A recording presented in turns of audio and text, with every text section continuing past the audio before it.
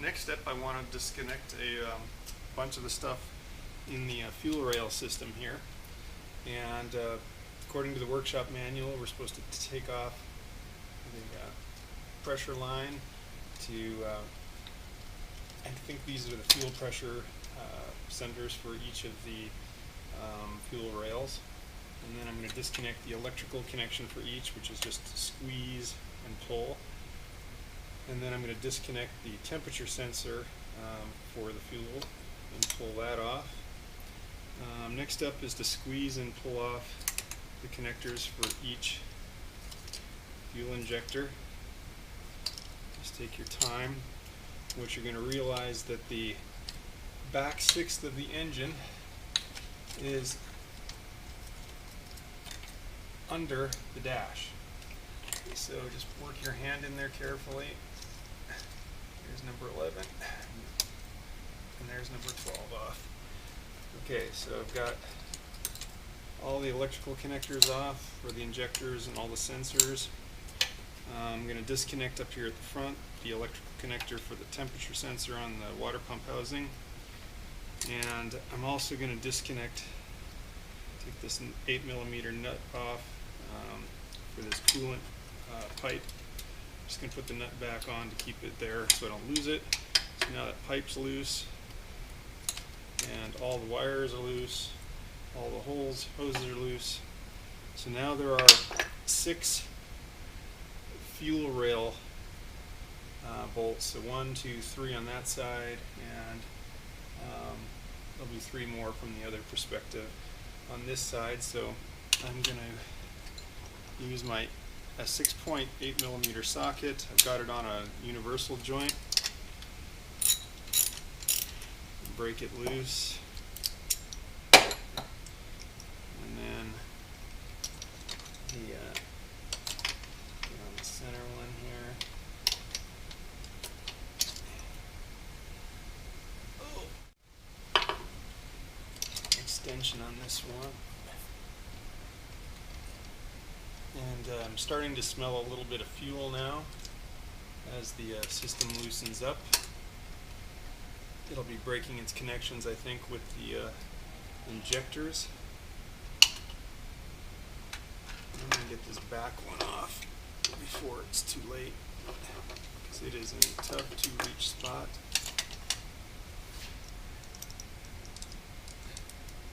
So this is the one you really need the universal joint for.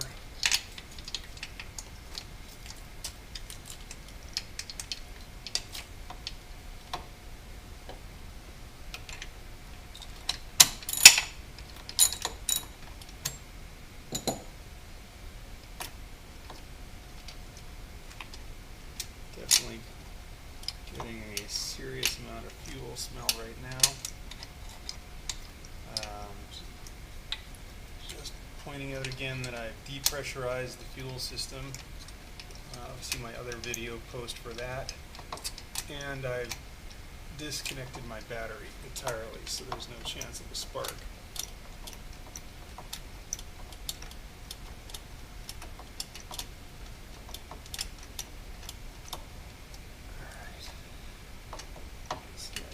Close to loose. Try and reach in there and get it before it drops in. Alright, and there it is. Get my middle one now. The middle one's tough to get at. You're going to need a 1/4 inch extension, because you got to sneak by the sensor housing for this temperature sensor. My 3/8 inch drive system would bump into the housing.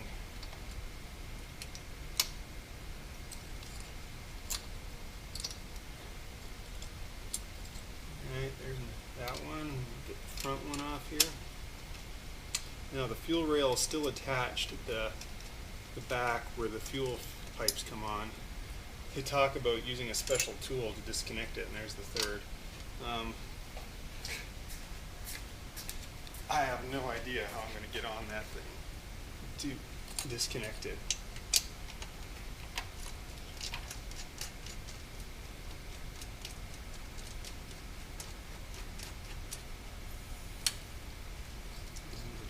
fuel smell. You can hear the actual injectors letting go a little bit, getting the pressure out. Yeah. Injector for number 2 just spit out the last of its fuel.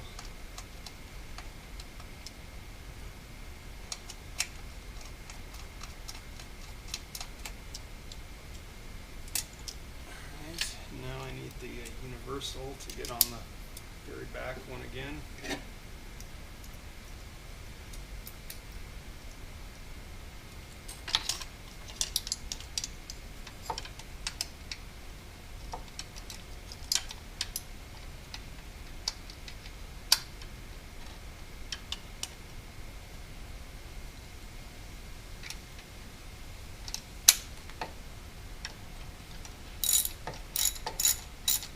This is the easy part. The hard part is going to be the back bolt on that intake manifold now.